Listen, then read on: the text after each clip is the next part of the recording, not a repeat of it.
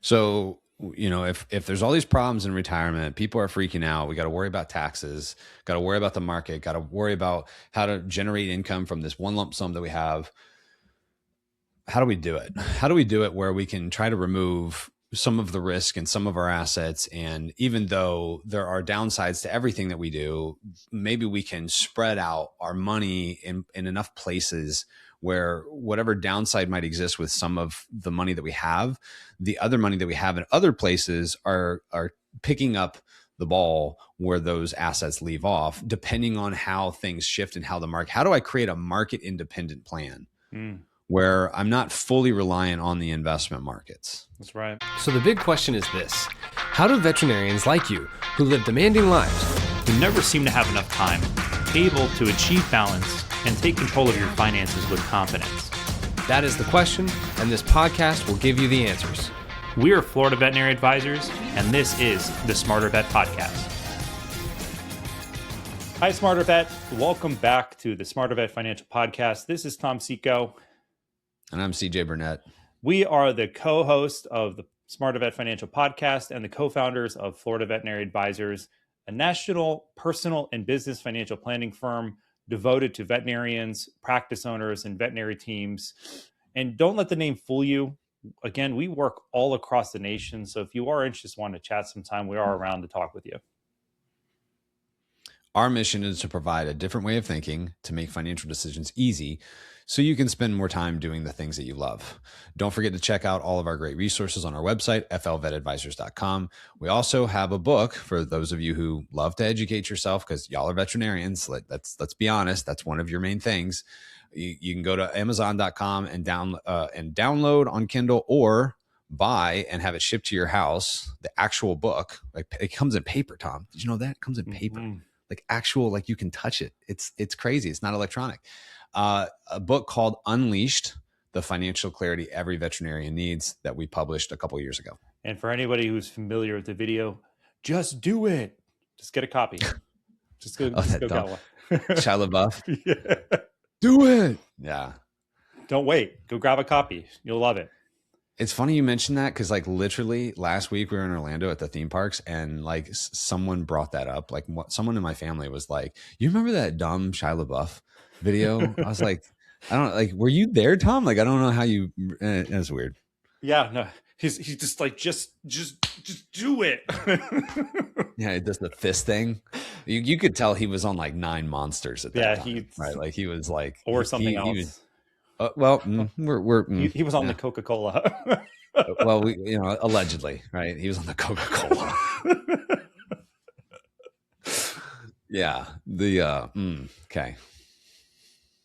Well, without all that out of the way, today we are continuing on there's a 3-part, or actually 4-part series that we're talking through. Today's part 3 of it, along the lines of being a practice owner. And eventually when you go to sell a practice. So if you are an owner right now, this is probably something that's really heavily on your mind at some point or another, especially as you get closer towards the tail end of your career. And if you are someone who is looking to buy a hospital, this is also a very vital thing to start paying attention to, because, well, once you go to sell your veterinary hospital, what really happens next from that?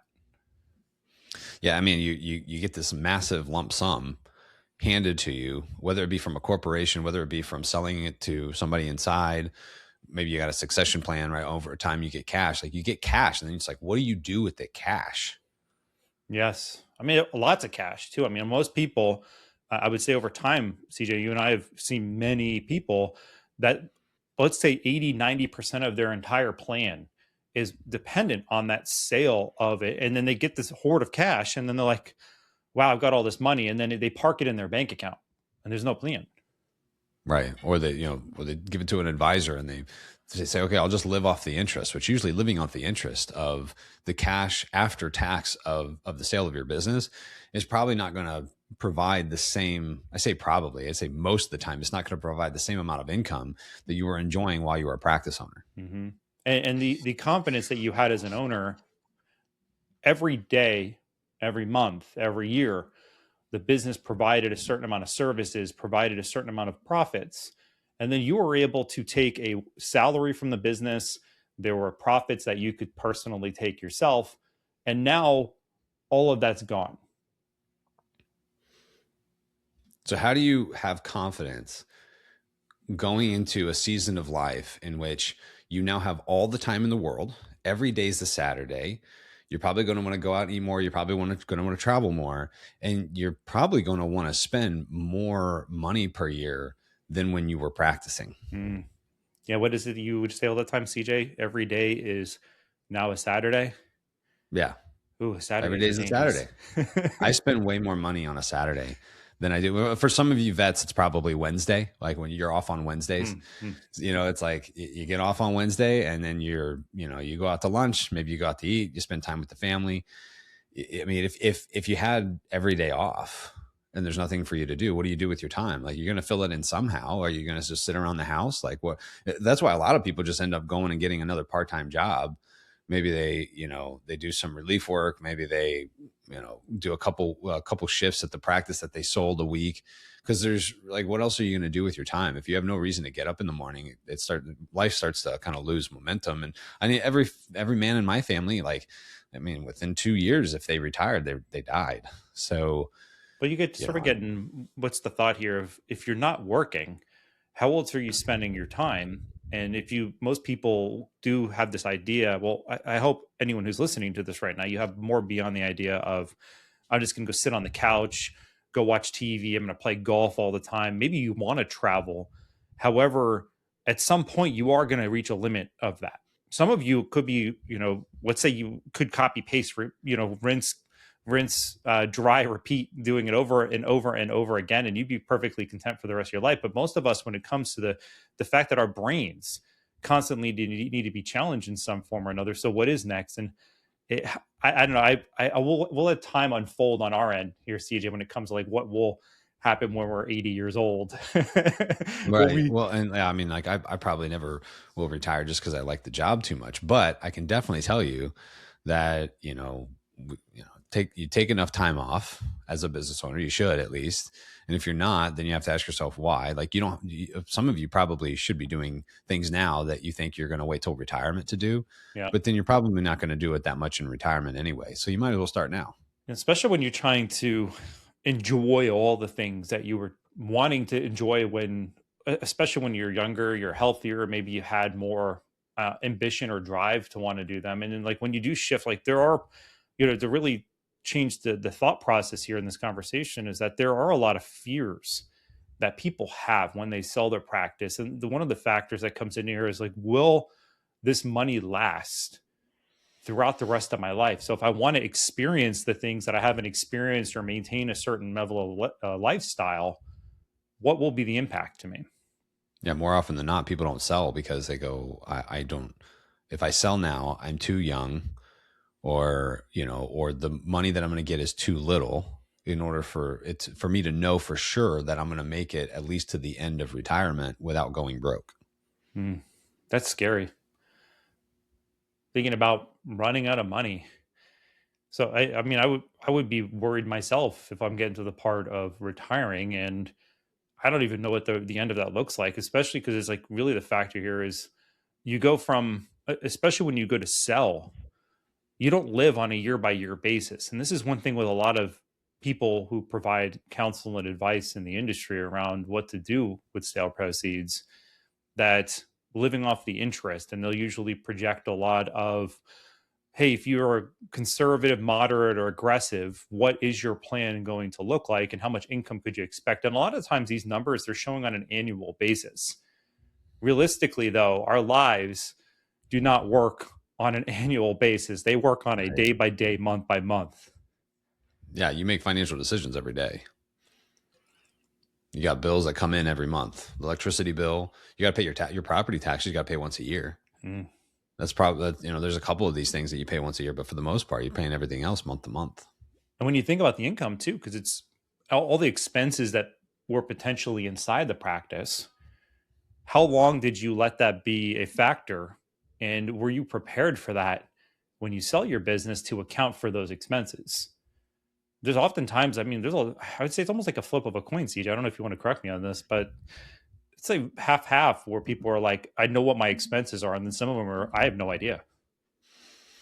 Yeah. Well, I mean, I think it's really hard to predict your expenses too. Like, Yes. I mean, there's some control you have, but like, you don't know when you're going to the hospital. You don't know when you're going to need the doctor. You don't know when you're going to, I mean, you can kind of time out when you're going to need a new AC or when you're going to need to replace a roof or those. But I mean, for the most part, you really can't predict those things. And you can't predict the market.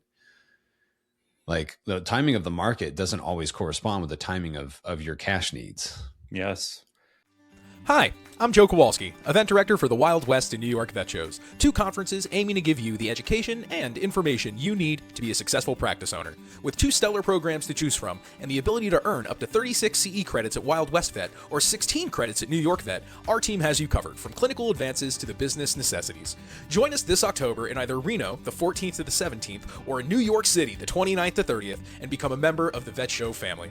For listeners ready to make plans now, use the code NEXTSTEP, one word, at checkout and receive $50 off your conference pass at either show. Remember, that's one word, next step, for $50 off. Head over to us.vetshow.com to learn more. Well, I mean, let's unpack that a little bit more here too. So when you think about timing of the market, what about when the market goes down and you need income? What do you do? And most people just pull the money because they have no other option, and then they add insult to injury by realizing some of those down time periods. Market's down 10% or 5% or whatever. Accounts down. It's like, oh, you got to pay your electric bill. What are you going to do? Like, not pay your electric bill? Like, this really gets me thinking a lot too of that when people go to retire, they basically trade a consistent income that they're receiving for a lump sum of cash to then every single month is the market up, is the market down? And just imagine this for all of you who are listening at this moment. Imagine that next month the market is down, and let's say you actually had to pay money or receive nothing. But then if the market is up the next month, well, now you get money. Would you trade your current future, your current income right now for that? That's a massive concern people have. Well, isn't that the reason why people end up glued to the TV, like Fox News and CNN, and becoming obsessed with current events? Because it's like those current events before, they didn't really worry about them because they're too busy working. Now they have all, every day is a Saturday. They got all the time in the world. And now they have to worry about their paycheck. They have to worry about maybe in some months not getting a paycheck because things go down. Right. And so now they're glued to the TV, they're glued to politics, they're freaking out over every time, such and such gets elected for president, or, Congress decided to pass this bill. And now, their financial life is being affected in a dramatic way. I mean, people don't even think the fact that like Social Security went a couple years where Congress didn't approve any increase in Social Security. Like, And that was at a time when inflation was still happening. Inflation didn't just stop for those 2 years. Inflation continued to happen. It wasn't dramatic, but it was still there, right? So the value of goods was going up, but their paychecks from Social Security were effectively unchanged. Right. That's scary. So what do you do? I mean, you just either live off of less, but sometimes your lifestyle doesn't change. It's pretty consistent unless you have some buffer in it. And I just, there's, one other factor that comes is like tax uncertainty. There's also like the cost on your investments and things that are along the way. Where are you prepared for, like, even if you're looking for $100,000 a year of income, is that $100,000 before taxes or after taxes? What are you going to have to pay? How much money are you going to have to withdraw really to enjoy the lifestyle that you're trying to have? Yeah, I wonder how many people thought through like if they were going to have to move in retirement because of taxes, like because there are certain parts of the country that are increasing taxes and just going after everyone that's got any kind of wealth. And like I know a lot of people, even here, we live in Florida, for those of you, because Florida Veterinary Advisors, right, is our company. We just based in Florida, even though we're national. Like how many people, Tom, do we meet where they're like, yeah, I'm in Florida now and I was in wherever, right? I was in this state or I was in that state. But they just went crazy with their taxes. They just went crazy with their property taxes like that. I was like, you know what? I might as well move to Florida where we're apparently going to get rid of part of our property taxes come November this year. That's that, like, I think Ron DeSantis is trying really hard to put that on the ballot. I think it might actually be on the ballot. From what I'm reading, it is. So part of our property taxes may just vanish. Like, we may not actually have the, so it's like, talk about a time when let's just have more people move to Florida, which, by the way, if you want to know where Florida is, it's to the left of Georgia. Okay. It's not south of Georgia, like the maps say. Just letting you guys know. I'm just kidding.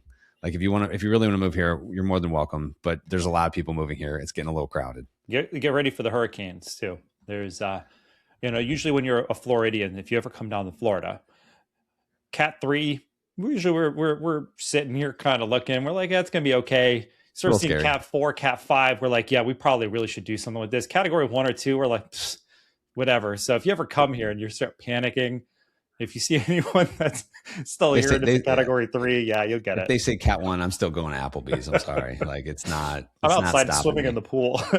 Yeah. That's just enjoyable weather, right? Yeah. That's just a little wind and rain. But we go outside with I remember when my daughter was younger, sometimes those tropical storm, like, they're not really that bad. They sound so bad when they're like, oh, there's a tropical storm warning. It's like, sometimes it's not that bad. I mean, sometimes it's horrible, but it just depends. It depends on, but there's alligators here. They will eat you alive. Okay. So, and we got big snakes in the Everglades. So massive snakes, big snakes. They eat like 3 people in a day. Okay. Yeah. Like, massive. So don't, sometimes paying extra taxes where you're at is worth it. This is Tom Seeko, and of course, I'm being facetious. This is Tom Seeko, and I'm sitting here with CJ Burnett. We were talking through about the concerns that people have when it comes to turning their practice into cash when they go to sell it. And we're going to shift gears here for a moment to really talk through, like, is there an approach that you can think of from a philosophy and a principles to really be able to dial in, provide more certainty and more clarity to your plan? And if you want to schedule a time to chat with us sometime, make sure to go to our website, flvetadvisors.com, go to contact us. We'd be happy to coordinate a time to have a conversation to see where we can help.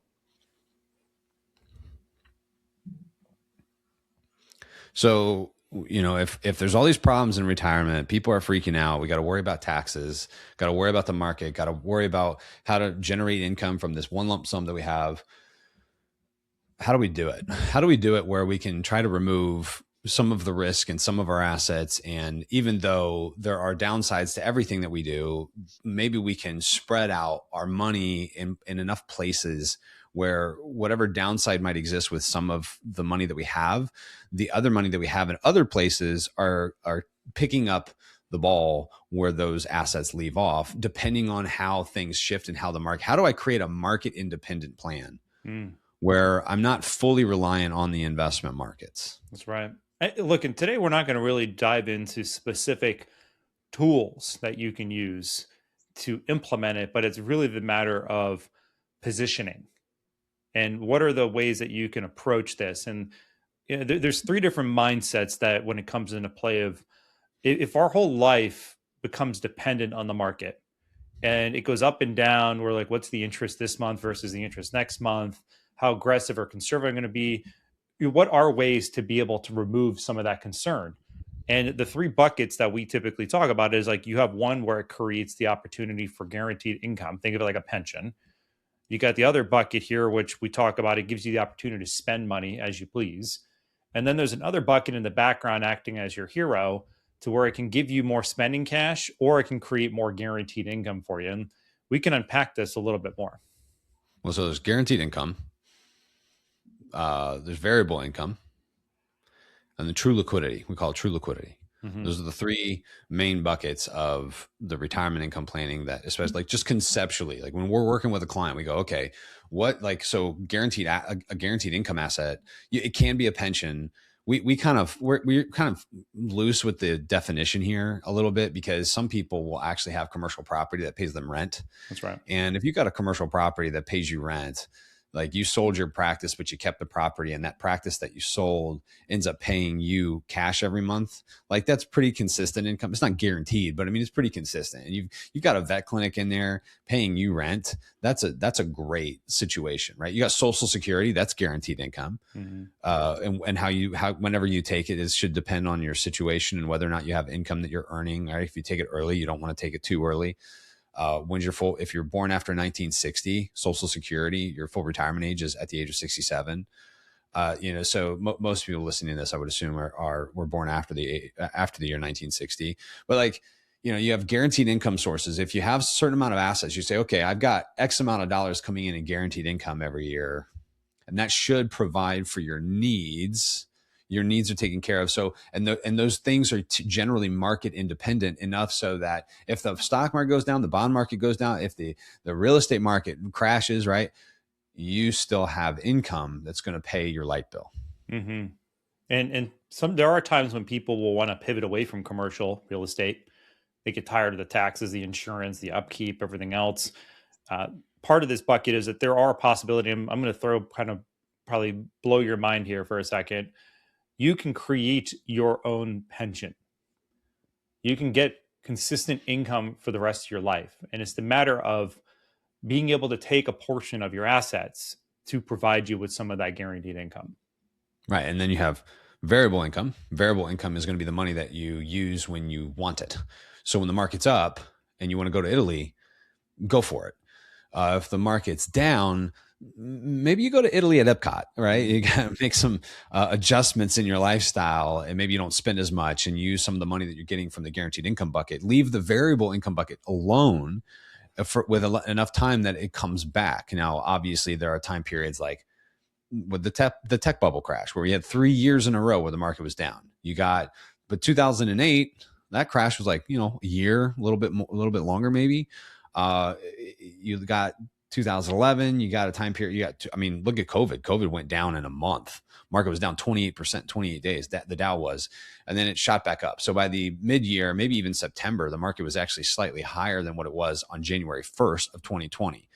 So, it's one of those things where timing wise, like if you have a variable income bucket where you can pull from when you want to, and you never need to, then that allows for a very efficient use of those funds, and you're going to get more income out of that bucket over the long term. And the coolest part about the variable bucket, really, it's giving you the permission to spend money, because a lot of times we call them asset hoarders. They never want to spend their money because their assets are they're dependent on those to produce interest for them. And by spending your money, you can in chunks. We usually, there's a term called amortization. It's kind of like almost doing like a reverse mortgage in a way, I guess is a good way to put it, is that you're spending what's in there plus the interest that's in the bucket. The amount of income that can provide you per year can be phenomenal. And oftentimes it's a lot higher and more consistent than what you would expect from just living off the interest. However, the concern that a lot of people have, if I take this variable bucket and now I spend it down to nothing, and I have my guaranteed income. Of course, maybe you're 85, 90 years old at this point. What do I do to make up the gap? And that's where CJ earlier mentioned what we call true liquidity. That true liquidity bucket, you want it as close to consistent as you can get. If it's got guarantees, it's like there's guaranteed assets to be there. We're talking about fixed things mostly, not variable things.